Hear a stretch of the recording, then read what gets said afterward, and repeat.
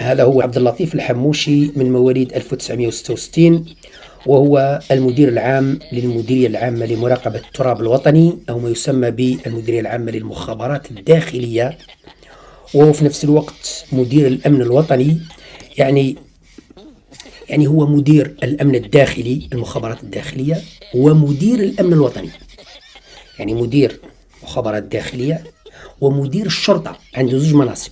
في بيته عنده مكتب يسموه المكتب، وغرفة النوم يسموها غرفة النوم، والمطبخ يسموه المطبخ. غرفة نوم خاوية فارغة، حتى التلفزيون ما كانش في غرفة النوم، لأن غرفة النوم للراحة.